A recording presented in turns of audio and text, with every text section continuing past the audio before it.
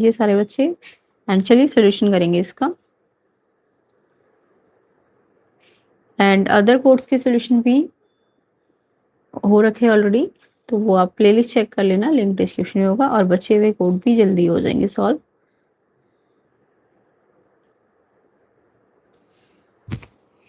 तो साइंस का ये सेकंड बोर्ड एग्जाम पेपर है क्लास 10th का। कैसा गया एग्जाम कमेंट कीजिए सारे बच्चे।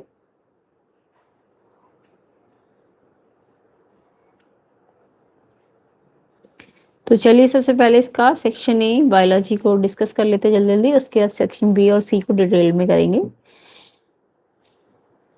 तो सेक्शन ए बायोलॉजी के मैं ऑब्जेक्टिव क्वेश्चन जल्दी जल्दी डिस्कस कर लेती हूँ, उसके बाद केमिस्ट्री और फिजिक्स के हम पूरा कंप्लीट सोल्यूशन कर लेंगे। तो फर्स्ट क्वेश्चन है, 2 P plant, one with round green seed and another with wrinkled yellow, और आपको F1 बोला है self pollinated, new combination of character F2 में क्या आएगा। तो इसका आंसर जो है वो है फर्स्ट राउंड येलो और फोर्थ रिंकल्ड ग्रीन, यानी ऑप्शन बी होना चाहिए first and fourth. First and fourth question 1 का B option first and fourth correct है, ठीक है। तो यहाँ पे बी ऑप्शन बिल्कुल करेक्ट है। एंड जो क्वेश्चन पेपर में टिक मार्क है वो सारे सही नहीं है, जो मैं बताऊंगी वो होंगे आंसर। बी 1 एंड 4 इसका करेक्ट आंसर है। नेक्स्ट क्वेश्चन देखिए second, examine the given food chain to establish the correct one in the ecosystem. तो यहाँ पे करेक्ट वाली फूड चेन ढूंढनी है, तो यहाँ पे करेक्ट वाली है बी वाली, B algae, small fish, large fish, shark. तो ये करेक्ट है, बी ऑप्शन है इसका आंसर। नेक्स्ट थर्ड क्वेश्चन देखिए, the lymph is colourless tissue fluid, this indicate that it lacks. अगर ये कलरलेस है तो इसका मतलब इसमें किसकी कमी है, इसकी में कलर किस कारण से होता है, रेड ब्लड सेल से होता है रेड कलर। तो यहाँ कलर नहीं है तो यानी इसके पास रेड ब्लड सेल नहीं है ना, तो लैक्स में आएगा रेड ब्लड। और हैंस कैनॉट कैरी, अगर रेड ब्लड सेल ही नहीं है तो इट मीन्स ये ऑक्सीजन कैरी नहीं करेगा, है ना, तो यहाँ पे आएगा ऑक्सीजन। तो यानी कि बी वाला जो है first red blood and second oxygen, B answer है इसका, रेड ब्लड और ऑक्सीजन। किस किस बच्चे ने लिखा थर्ड का बी, पहले में red blood and then oxygen, यानी बी ऑप्शन, एंड सेकंड का भी B option correct food chain है। तो किस किस बच्चे ने ये आंसर्स किए हैं, बिल्कुल सही है।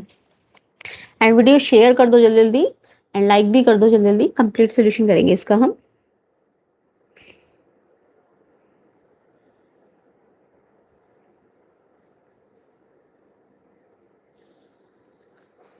नेक्स्ट क्वेश्चन है, next question, which of the following group consist entirely of substances that are broken down by enzyme lipase. तो एंजाइम लिपेज किसको ब्रोक डाउन करता है, इसका करेक्ट आंसर है fats, oil and ghee, B option है answer, fat, oil and ghee. तो ये किस किसने लिखा है, बिल्कुल करेक्ट है, fat, oil and ghee. Fifth question देखेंगे, सेलेक्ट द इनकरेक्ट स्टेटमेंट। अब की बार इनकरेक्ट स्टेटमेंट ढूंढनी है, तो यहाँ पे इनकरेक्ट है, iodine necessary for production of thyroxine by pituitary gland, no thyroid gland होता है ना यहाँ पे, तो ऑप्शन ए गलत है यहाँ पे। तो क्वेश्चन फोर्थ का answer B, fat, oil and ghee, and fifth का आंसर ए, ये इनकरेक्ट स्टेटमेंट है, आयोडीन थायरोक्सिन तो करता है बट वो थायराइड ग्लैंड में करता है ना, तो यहाँ पे इनकरेक्ट है ये, तो ए वाला इनकरेक्ट स्टेटमेंट है। नेक्स्ट सिक्स देखो, select the correct option that shows the path of flow of only the deoxygenated blood. Deoxygenated blood के लिए पाथ पूछा है, कंप्लीट पाथ नहीं पूछा, डीऑक्सीनेटेड ब्लड का पाथ पूछा है। तो यहाँ पे डीऑक्सीनेटेड ब्लड सबसे पहले बॉडी, बॉडी से right atrium, right ventricle and lungs. तो ऑप्शन डी इसका आंसर है, ऑप्शन डी ये करेक्ट आंसर है इसका। तो किस किस बच्चे ने क्वेश्चन 6 का आंसर डी किया है, बिल्कुल करेक्ट है, एंड फिफ्थ का आंसर ए इनकरेक्ट वाला है, ठीक है। नेक्स्ट क्वेश्चन देखिए, नेक्स्ट क्वेश्चन है seventh,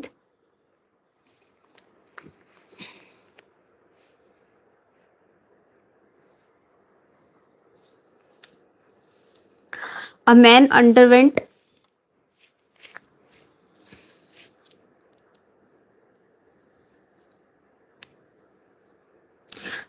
underwent MRI of brain which shows some defects in the cerebellum of his brain which activity of that person will be affected. तो अगर cerebellum में डिफेक्ट हुआ है तो कौन सी एक्टिविटी अफेक्ट होगी, तो सेरेबेलम आपका पोस्चर वगैरह से रिलेटेड कंडीशंस को सही करता है, यानी ये हार्ट बीट तो नहीं हो सकता, फीलिंग ऑफ हंगर भी नहीं, रिफ्लेक्सेस भी नहीं, ये वाला डी इसका करेक्ट है, walking in straight line, walking in straight line में अफेक्ट होगा। तो यहाँ पे क्वेश्चन 7 का answer D walking in straight line correct answer है। नेक्स्ट क्वेश्चन देखिए, वीडियो शेयर कीजिए, लाइक कर दीजिए ज़्यादा से ज़्यादा, कंप्लीट सोल्यूशन जल्दी जल्दी चाहिए तो।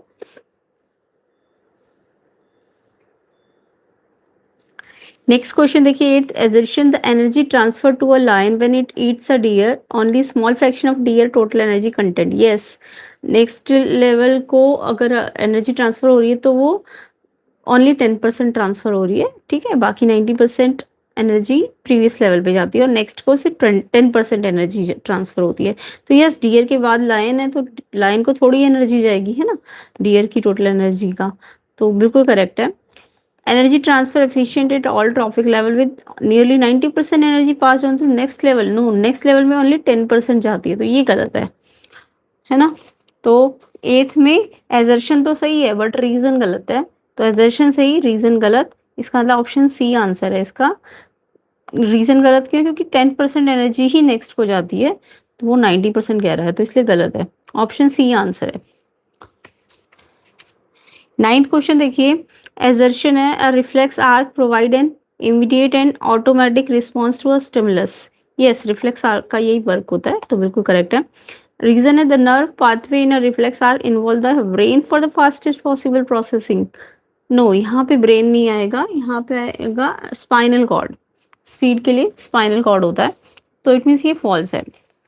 एजर्शन तो सही है बट रीजन फॉल्स है, तो यहाँ पे भी ऑप्शन सी ही आंसर होगा। एजर्शन सही है बट रीजन गलत है, ऑप्शन सी इसका आंसर होगा।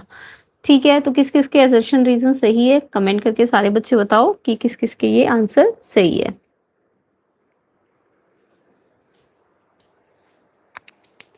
तो बायो वाले बच्चों, बायो के कितने करेक्ट है आपके, ये कमेंट करना। बाकी ये 10th 11th 12th ये आपके ऑब्जेक्टिव क्वेश्चंस है, ये आई होप सारे बच्चे करके आ गए होंगे, इनको हम बाद में डिस्कस कर लेंगे, अभी हम केमिस्ट्री और फिजिक्स को कर लेते हैं कंप्लीट।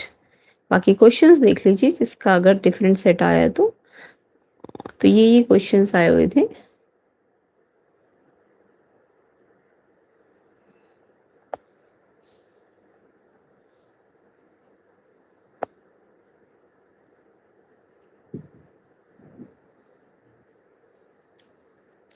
चलिए सेक्शन बी में आते हैं केमिस्ट्री में।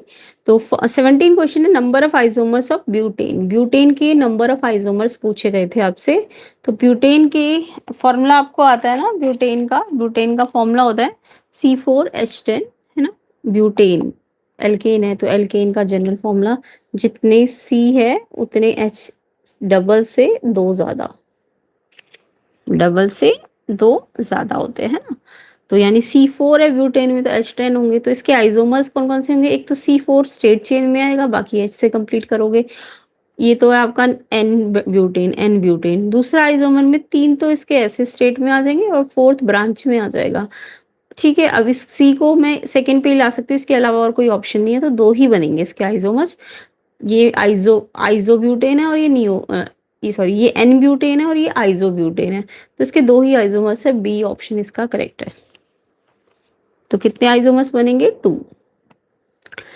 उसके बाद 18 क्वेश्चन देखिए, विच of the following compound is form when CO2 gas is pass through ammoniacal brine solution. Ammoniacal brine solution में जब CO2 पास करते हैं तो कौन सा कंपाउंड बनता है, तो यहाँ पे आंसर आएगा NaHCO3, NaHCO3 option D, baking soda, ठीक है, ये डी ऑप्शन है इसका आंसर।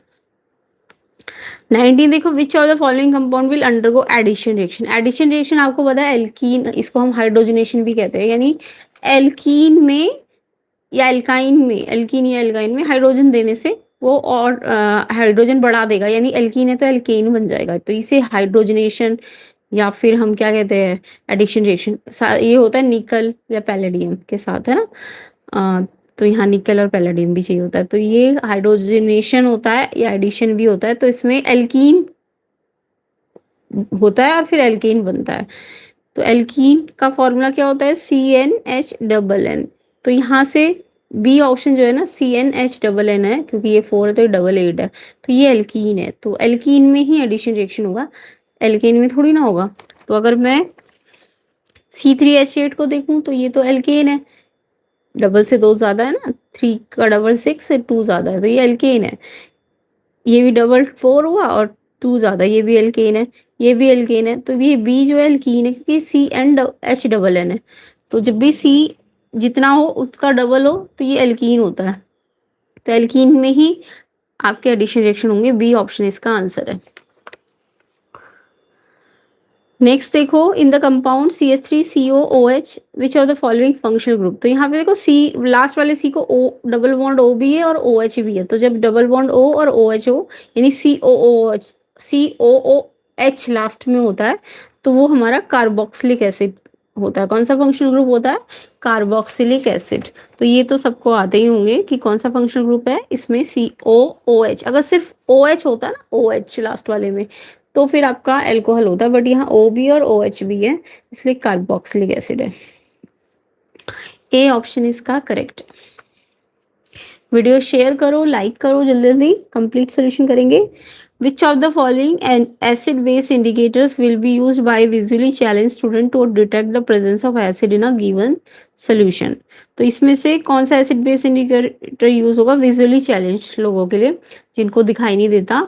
तो उनके लिए, क्योंकि उन्हें दिखाई नहीं देता, यानी कलर चेंज वाले तो इंडिकेटर्स यूज नहीं हो पाएंगे, है ना, नॉर्मल इंडिकेटर यूज नहीं होंगे। उनके लिए ऑल्फैक्टरी इंडिकेटर यूज होते हैं, जो ऐसे इंडिकेटर जो स्मेल चेंज करके बताएंगे एसिड या बेस का। तो ऑल्फैक्टरी इंडिकेटर का यूज करके ही वो देख, मतलब पता कर पाएगा एसिड बेस का। तो ब्लू लिटमस तो स्मेल चेंज थोड़ी ना करता है, वो तो कलर चेंज करता है। रेड कैबेज भी कलर चेंज करता है, मिथाइल ऑरेंज भी कलर चेंज करता है। तो ये तीनों तो हमारे नॉर्मल इंडिकेटर्स है। तो जी क्लॉव ऑयल है ना, ये स्मेल चेंज करके बताएगा, ये एक ऑल्फैक्टरी इंडिकेटर है। तो जो ब्लाइंड पीपल होते हैं उनको क्लॉव ऑयल या जो ऑल्फैक्टरी इंडिकेटर होते हैं वनीला, इनकी हेल्प से वो स्मेल चेंज करके पता लगाते हैं कि वो एसिड है या बेस है। तो इसका answer option B clove oil होना चाहिए, क्योंकि वो एक ऑल्फैक्टरी इंडिकेटर है और ब्लाइंड पीपल के लिए स्मेल चेंज करके वो बताएगा एसिड या बेस। तो क्लॉव ऑयल ऑप्शन बी इसका आंसर है 21 का। नेक्स्ट क्वेश्चन देखिए, तो किस किसने लिखा क्लॉव ऑयल, बी ऑप्शन बिल्कुल करेक्ट है।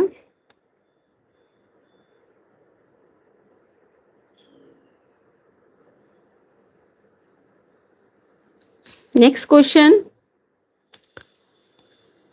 which of the following aqueous solution react with crushed eggshell to give a gas that turns lime water milky? वैसे भी पता चल गया गैस कौन सी है जो लाइम वाटर को मिल्की करती है, तो सबको पता है लाइम वाटर मिल्की कौन सी गैस करती है, CO2 ना। अब इसमें CO2 गैस कब बनेगी, जब हम क्रश्ड एगशेल में क्या मिलाएंगे। तो क्रश्ड एगशेल का मतलब होता है आपका calcium calcium carbonate. Crushed eggshell में किसमें क्या होता है, उसके अंदर कैल्शियम कार्बोनेट। तो कैल्शियम कार्बोनेट में क्या मिलाए कि CO2 बन जाएगी, CO2 गैस रिलीज हो जाएगी। तो ये क्या है, क्रश्ड एगशेल वाला फॉर्मूला है ये। और इसमें हमको HCl मिलाना पड़ेगा, HCl गैस, ताकि CO2 रिलीज हो। और CO2 अगर रिलीज होगी तो वो टर्न करेगी लाइम वाटर को मिल्की, ठीक है। तो यहाँ आने की क्रश्ड एगशेल का मतलब तो CaCO3, तो क्या मिलाने से CO2 बनेगी, HCl मिलाने से। तो आंसर HCl होगा, हाइड्रोक्लोरिक। बी ऑप्शन इसका आंसर होगा। तो बी ऑप्शन किस किसने लिखा, HCl बिल्कुल करेक्ट है। नेक्स्ट क्वेश्चन देखिए, during the preparation of hydrogen chloride gas on a humid day,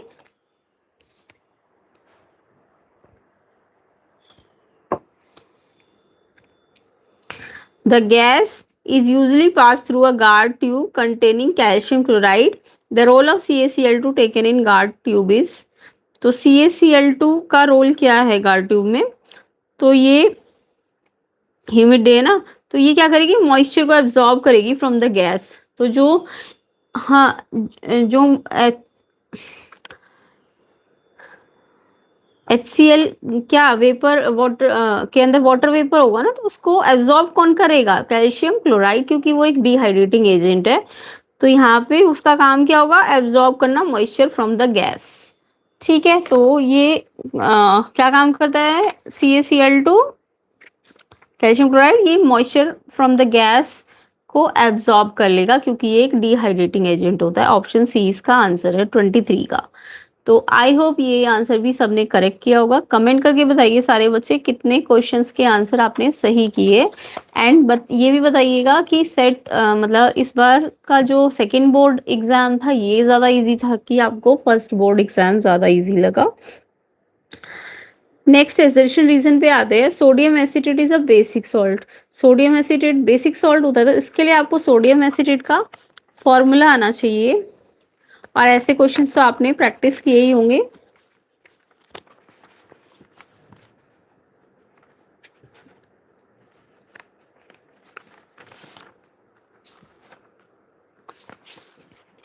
तो देखिए सोडियम एसिटेट होता है आपका CH3COONA, सोडियम एसिटेट।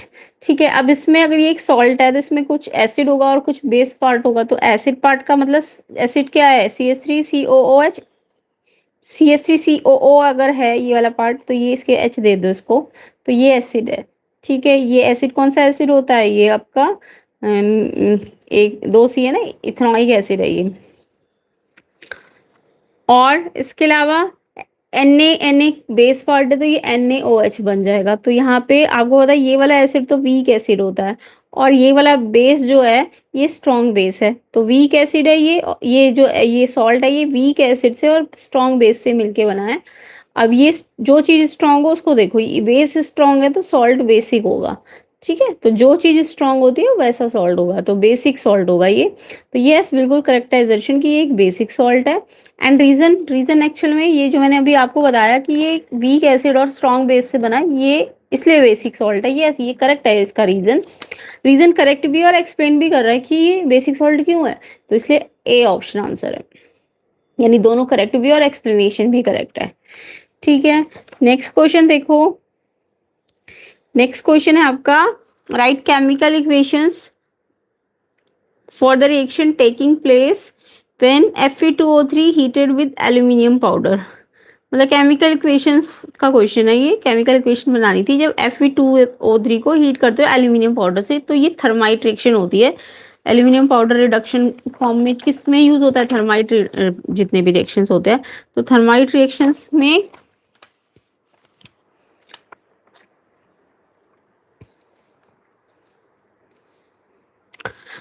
तो देखो थर्माइट रिएक्शन सबको आती होगी। Fe2O3 एल्यूमिनियम के साथ हीट किया है ना, तो FeO2O3 सॉलिड था, एल्यूमिनियम सॉलिड था, हीट करने पे एल्यूमिनियम रिड्यूसिंग एजेंट है तो Fe में से ऑक्सीजन को हटा देगा, और अब एल्यूमिनियम के पास ऑक्सीजन चला जाएगा, Al2O3 बन जाएगा और आयरन लिक्विड फॉर्म में मिल जाएगा। और ये लिक्विड आयरन क्या होता है, बहुत हीट निकलती है तो ये बहुत ज़्यादा पिघल जाता है, तो पिघल जाता है तो ये वेल्डिंग पर्पज में यूज होता है, तो ये थर्माइट या वेल्डिंग रिएक्शन होती है। ठीक है, तो ये वाली रिएक्शन बनानी थी। नेक्स्ट बी था sodium metal react with water, तो इसकी सोडियम को वाटर के साथ रिएक्ट करना था, सोडियम सॉलिड लिक्विड फॉर्म में वाटर। एंड जब कोई भी मेटल को वाटर के साथ रिएक्ट करते हैं तो आपको पता है देखो वाटर के पास H और OH होता है ना, तो Na के पास OH चला जाएगा और H डिस्प्लेस हो जाएगा, यानी H2 हाइड्रोजन अलग हो जाएगी और हीट निकलेगी। तो ये रिएक्शन करके दिखानी थी आपको। तो ये 25th क्वेश्चन में आपको जस्ट रिएक्शंस पूछी गई थी, ये आपको करनी थी।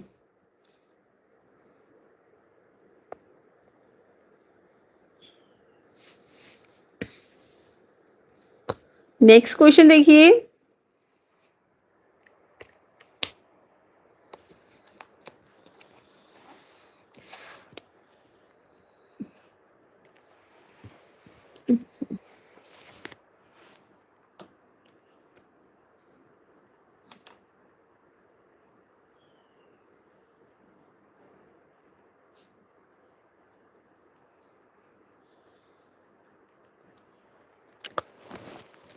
नेक्स्ट था name the acid present in ant sting and give its chemical formula. Ant के स्टिंग में कौन सा एसिड होता है उसका केमिकल फॉर्मूला पूछा गया था।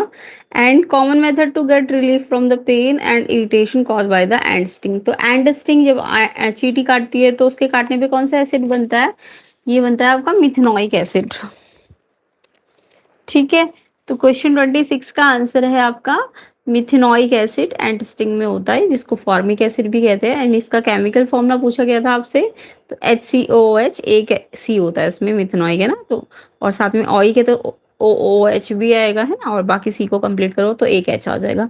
तो ये मिथेनॉइक एसिड एंटिस्टिंग में पाया जाता है। एंड इसके लिए आपको अगर इसको प्रिवेंशन करनी है तो इसके लिए आपको अप्लाई करना पड़ेगा माइल्ड बेस, जो कि बेकिंग सोडा या फिर कैलामाइन सोल्यूशन हो सकता है। बेकिंग सोडा का फॉर्मूला आपको पता है क्या होता है। एंड ये क्या करेगा, कैसे करेगा, ये न्यूट्रलाइज कर देगा एसिड को, एंड इससे इरिटेशन कम हो जाएगी। ठीक है, नेक्स्ट क्वेश्चन था आपका बी ऑप्शन वाला। टू सोल्यूशन एक्स वाई थे जिसका पीएच 3 और 9.5, एक्स का 3 था और वाई का 9.5 रिस्पेक्टिवली।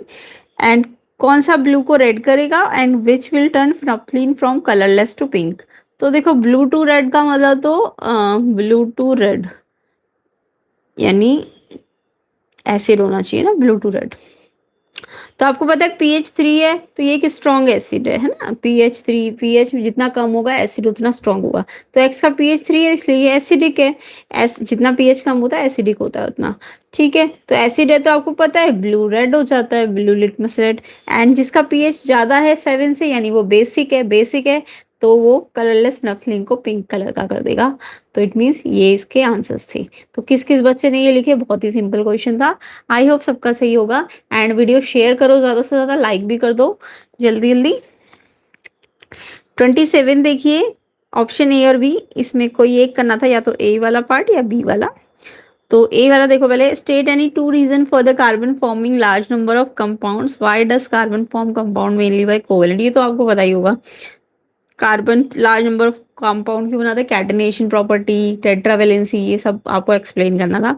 एंड ये कोवेलेंट बॉन्ड क्यों बनाता है, क्योंकि ये 4 वैलेंसी है, तो 4 इलेक्ट्रॉन आउटरमोस्ट शेल में होते हैं ना, तो ये गेन करेगा ना लॉस करेगा, इसलिए ये शेयर करेगा।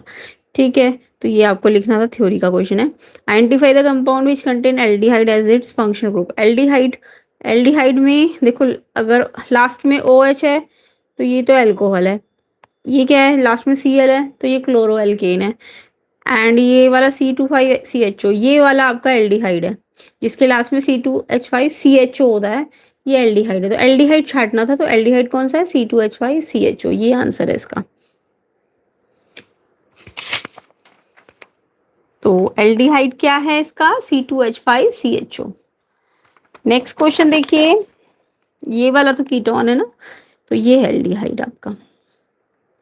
बी वाला पार्ट देखिए, एनऑर्गेनिक कंपाउंड एक्स है कॉन्स्टिट्यूएंट ऑफ वाइन, यानी इससे वाइन बनती है। वाइन बनती है किससे, अल्कोहल से, तो एक्स अल्कोहल है, यानी कि x on reacting with acidified K2Cr2O7, यानी अल्कोहल को हमने किससे रिएक्ट किया, एसिडिक पोटेशियम डाइक्रोमेट से, तो उससे एक अनदर कंपाउंड वाई बनता है। तो आपको पता है अल्कोहल के केमिकल रिएक्शन करने आते हैं आपको। अल्कोहल को जब आप एसिडिक K2Cr2O7 देते हो तो वो ऑक्सीडाइज हो जाता है, ये एक ऑक्सीडाइजिंग एजेंट है, तो वो ऑक्सीडाइज करके ना इथेनॉइक एसिड बन जाता है। तो वाई इथेनॉइक एसिड है, यानी समझ आया।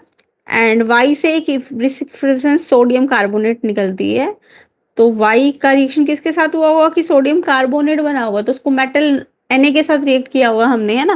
तो इससे रिलेटेड पहले एक्स एंड वाई छाटना था, उसके बाद गैस इवॉल्व वाई जब रिएक्ट होगा सोडियम कार्बोनेट के साथ, और फिर केमिकल इक्वेशंस बनानी थी। तो केमिकल इक्वेशन तो आपको समझ आएगी, क्योंकि एक्स वाइन वाला, यानी कि एक्स तो क्या है मेरा, यहाँ से वाइन बोल दिया तो एक्स समझ जाओ इथेनॉल है, C2H5OH। एंड वाई कब बना, जब एक्स को तुमने क्या दिया, एक्स को K2Cr2O7 दिया। तो आपको पता है C2H5 को K2Cr2O7 यानी ऑक्सीडाइज करते हैं तो हमें इथेनॉइक मिलता है, यानी वाई आपका इथेनॉइक एसिड है, CH3COOH। एंड गैस कौन सी बनेगी, कार्बन डाइऑक्साइड। ये देखो, क्योंकि जब आप रिएक्शन करोगे ना तो रिएक्शन भी बनानी थी, तो पहले तो ऑक्सीडेशन रिएक्शन करके दिखाओगे कि ये जो अल्कोहल है उसको ये देने से ऑक्सीडाइज हो जाएगा वो, और इथेनॉइक बना के H2O अलग कर देगा। तो ये तो ऑक्सीडेशन रिएक्शन होती है। अब ये जो बना CH3COOH, वाई बना, वाई ने क्या करा, सोडियम कार्बोनेट के साथ रिएक्ट करके कार्बन डाइऑक्साइड दी। कौन सी गैस देगा, सोडियम कार्बोनेट के साथ अगर वो रिएक्ट करेगा, तो कार्बोनेट है तो कार्बन डाइऑक्साइड गैस बनेगी, है ना, और साथ में सोडियम एसीटेट सॉल्ट बनेगा और H2O। तो ये वाला रिएक्शन सोडियम कार्बोनेट के साथ है, किसका, वाई का। वाई क्या था, इथेनॉइक एसिड। तो ये दोनों रिएक्शन से आपके आंसर्स आ जाते। तो आई होप सबने यही लिखे होंगे एंड कमेंट करना किस किस का ये वाला क्वेश्चन सही है, या फिर आपने ए पार्ट किया है तो वो तो इजी था। Next question number 28, the statue of liberty one of the screen wonder, and इसमें मतलब वो ये करोजन नहीं हुआ है ना, जैसे आयरन पिलर में ही हुआ। तो करोजन क्या होता है ये तो डिफाइन करना आपको आता होगा, है ना। Why do silver article turn black after some time, क्यों वो ब्लैक हो जाते हैं, क्योंकि कोरोजन, ड्यू टू कोरोजन, है ना। क्योंकि उनमें क्या होता है,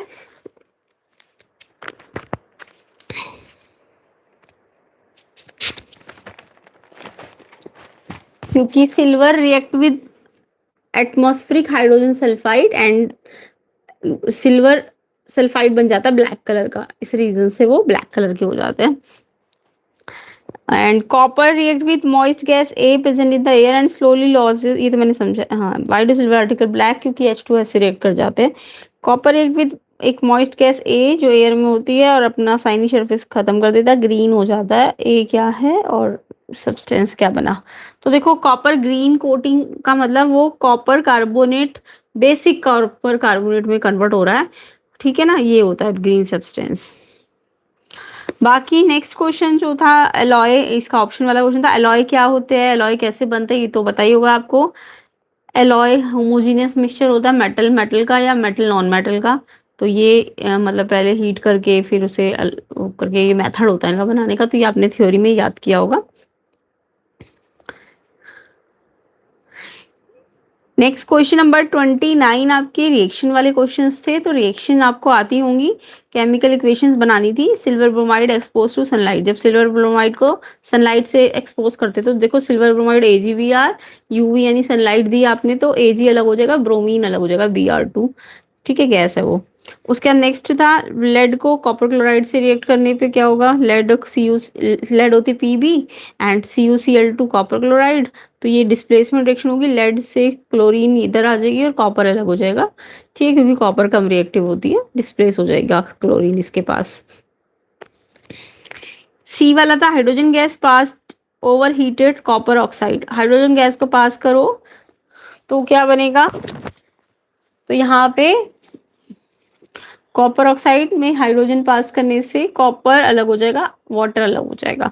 एंड नेक्स्ट था मीथेन को अगर मैं बर्न करूंगी, बर्न का मतलब ऑक्सीजन देंगे, तो जब भी कोई फ्यूल, मीथेन हाइड्रोकार्बन क्या होते हैं, फ्यूल होते हैं, तो जब भी वो बर्न होते हैं तो CO2 H2 और हीट बनती है।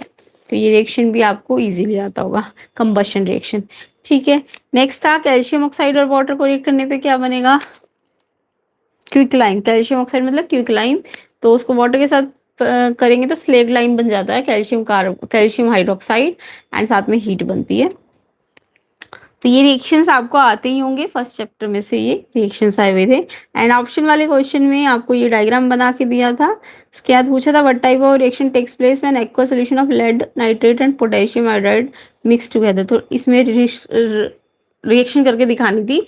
तो लेड नाइट्रेट और पोटेशियम आयोडाइड को जब आप रिएक्ट करोगे तो डबल डिस्प्लेसमेंट रिएक्शन हो जाएगी, लेड के पास आयोडीन आ जाएगा, बाकी केमिकल फॉर्मूले बनाने के लिए क्रॉस बैलेंसी को क्रॉस करके बनाना, एंड नाइट्रेट आयोडीन के पास सॉरी लेड के पास तो आयोडाइड आ जाएगा और के के पास नाइट्रेट आ जाएगा ना, पोटेशियम आयोडाइड, KNO3 बनेगा, KNO3। तो ये रिएक्शन हो जाएगी और लेड आयोडाइड एक प्रेसिपिटेट बन जाएगा येलो कलर का। तो यहाँ पे पहला क्या था, ये सेटअप तो जो था ना, इसका रिएक्शन तो अगर हम देखें तो ये वाला था ए पार्ट में, तो ये था रिएक्शंस बनानी थी। ए पार्ट की रिएक्शन तो ये होगी, लेड नाइट्रेट हीट कर रहे हैं, लेड ऑक्साइड NO2 और ऑक्सीजन बनेगा। और ये वाला रिएक्शन का टाइप पूछे तो ये थर्मल डिकम्पोजिशन है, ये डिकम्पोज हो गया यानी ब्रेक हो गया इन तीन में। और कलर पूछे तो येलो और इसका कलर ब्राउन फ्यूम हो गया। और जो इसका सेकेंड पार्ट है, सेकेंड पार्ट में लेड नाइट्रेट और पोटेशियम आयोडाइड था, तो ये डबल डिस्प्लेसमेंट हो गया, लेड के पास आयोडीन चले गया और के पोटेशियम के पास नाइट्रेट चला जाएगा और बैलेंसिंग कर दोगे, और बाकी ये जो लेड आयोडाइड है ये येलो प्रेसिपिटेट बनाएगा। तो ये डबल डिस्प्लेसमेंट और प्रेसिपिटेशन रिएक्शन होगा।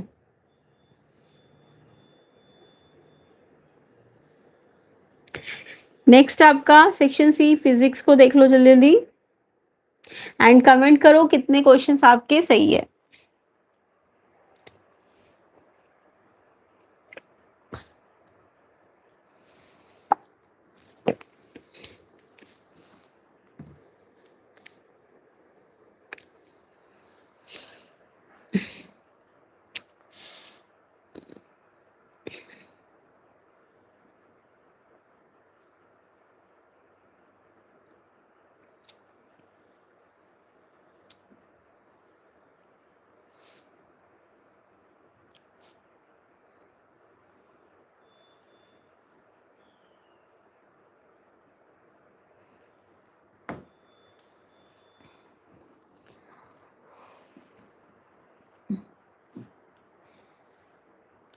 सेक्शन सी फिजिक्स देखेंगे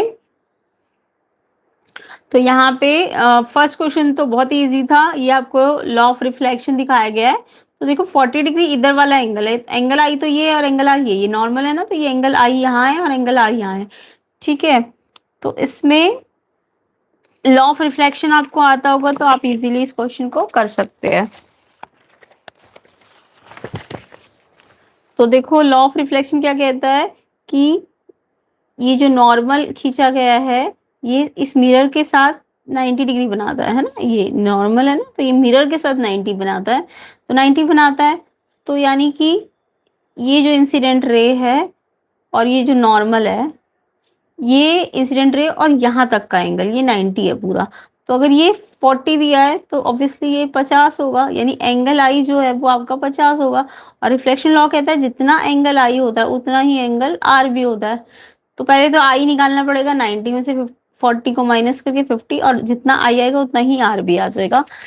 तो ये 40 तो इधर वाला एंगल है, आई तो 50 आएगा ना, 90 में से 40 को माइनस करके आई 50 है तो आर भी 50 है, यानी कि ऑप्शन डी आंसर है इसका।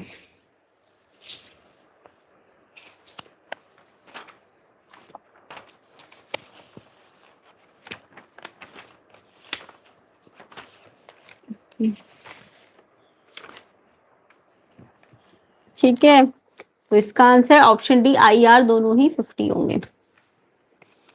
नेक्स्ट क्वेश्चन है when A convergent beam of light incident on a convex mirror, the reflected ray appear to coming from point 20 behind the mirror and retrace their path.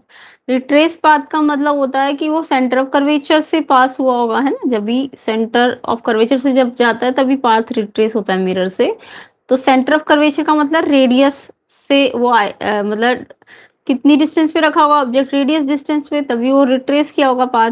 जब भी retrace बोले तो सी, सी मतलब are, distance तो are होता है ना सेंटर ऑफ कर्वेचर से, तो ये आर आपको 20 दिया हुआ है और आर 20 है, तो इट मीन्स आर 20, तो फोकल लेंथ कैसे आएगी, आर का आधा करके, तो 10 सेंटीमीटर आ जाएगी, ऑप्शन सी। तो यानी कि इसका आंसर ऑप्शन सी नहीं, ऑप्शन बी होगा ना, 10 सेंटीमीटर, बी ऑप्शन है इसका आंसर,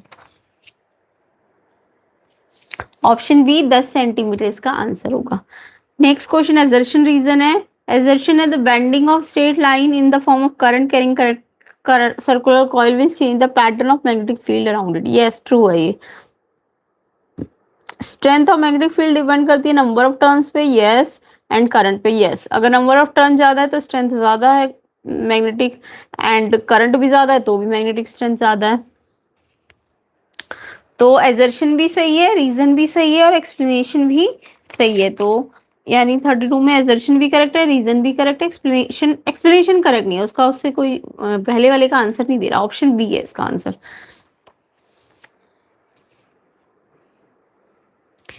नेक्स्ट क्वेश्चन है आपका, ये डायग्राम बना के दिया हुआ था आपको, पूछा है इसमें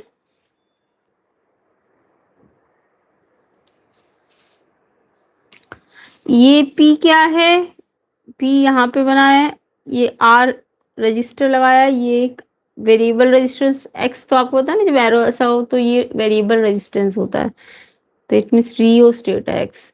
और Q देखो सीरीज में है ना, तो Q एमीमीटर है और P पैरेलल में लगा हुआ है, तो ये आपका वोल्ट मीटर है, P वोल्ट मीटर है। तो सर्किट डायग्राम आते होंगे आपको। In the given electric circuit of Ohm's law experiment identify P and x. तो पी तो वोल्ट मीटर है एंड एक्स मैंने अभी बताया वेरिएबल रेजिस्टेंस है। तो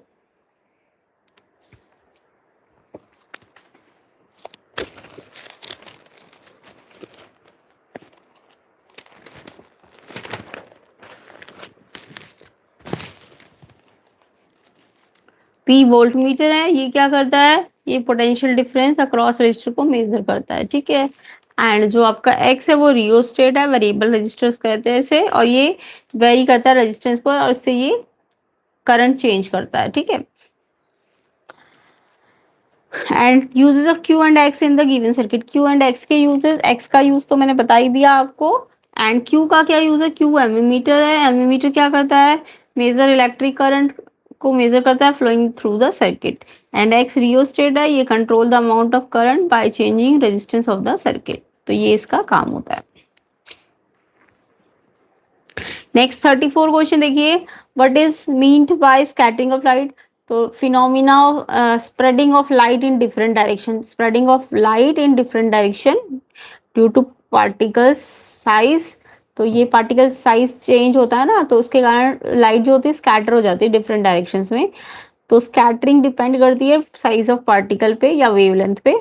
तो यहाँ पे पूछा है अगर वेरी फाइन पार्टिकल है तो फिर वो क्या स्कैटर करेंगे, एंड वेरी लार्ज पार्टिकल क्या स्कैटर करेंगे। तो वेरी फाइन पार्टिकल जो होते हैं वो मेनली ब्लू कलर को स्कैटर करते हैं, यानी कि वो शॉर्टर वेवलेंथ को स्कैटर करते हैं, है ना।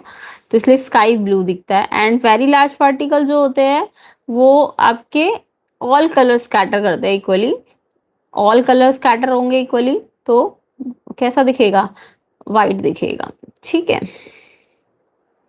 यानी all wavelength, very large particle all wavelength को स्कैटर कर देते हैं। विद द हेल्प ऑफ ए रे diagram explain the phenomena of formation of spectrum in nature. तो इसमें रेनबो का डायग्राम बना के रेनबो का एक्सप्लेन करना था आपको। Next, write any two precaution to be taken to avoid electrical accident. तो ये आपको बताना है, फ्यूज लगाना चाहिए, इंसुलेशन प्रॉपर करना चाहिए, और प्रिकॉशंस बताने कैसे सही कर सकते हैं। बाकी vertical wire carrying current in the upward direction, it is placed in magnetic field pointing toward the east direction, find out the direction of force. तो यहाँ पे डायरेक्शन ऑफ फोर्स बतानी थी, तो ये डायरेक्शन ऑफ फोर्स इसमें Fleming का आपको लेफ्ट हैंड रूल लगाना था डायरेक्शन ऑफ फोर्स के लिए।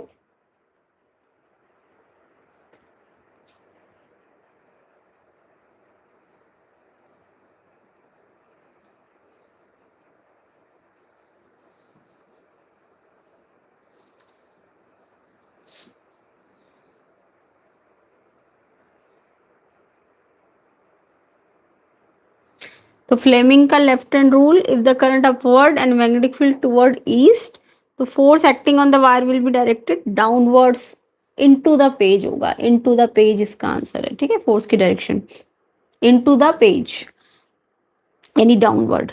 Out of the two current carrying conductor, coil A के पास 10 टर्न्स है एंड कॉइल बी के पास 15 टर्न है। जितने ज्यादा टर्न्स उतना मैग्नेटिक फील्ड, तो बी के पास ज्यादा मैग्नेटिक फील्ड है क्योंकि उसके पास 15 टर्न्स है ना। और पूछा है कितना ज्यादा है, तो 15/10 यानी कि 1.5 टाइम्स ज्यादा है। तो coil B produce stronger magnetic field at its centre क्योंकि उसके पास 15 टर्न्स है and number of turn directly proportional magnetic field होती है, ठीक है। तो यहाँ पे ये सब आंसर्स लिखने थे, आई होप सबने यही लिखे होंगे। एंड लास्ट इसका एक न्यूमेरिकल था,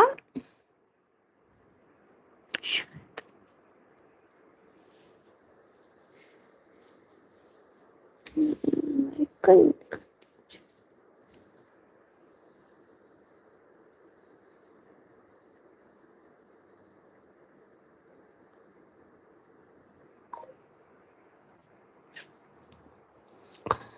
तो आई होप सबका एग्जाम अच्छा गया होगा। एंड कमेंट करके बताना मुझे कितने क्वेश्चंस आपके करेक्ट थे। एंड वीडियो को शेयर कर देना, लाइक कर देना, चैनल में नए हो तो चैनल को सब्सक्राइब कर देना। अदर कोर्स के लिए आप प्लेलिस्ट चेक कर सकते हैं, लिंक डिस्क्रिप्शन में होगा। तो अदर कोर्स के लिए आप प्लेलिस्ट को जरूर देख लेना। एंड वीडियो शेयर कर देना, लाइक कर देना, चैनल में नए हो तो चैनल को सब्सक्राइब भी करना। एंड कितने मार्क्स आ जाएंगे आपके कमेंट करके बताना जितने सेक्शन एबीसी के ऑब्जेक्टिव क्वेश्चन है उनमें कितने करेक्ट है।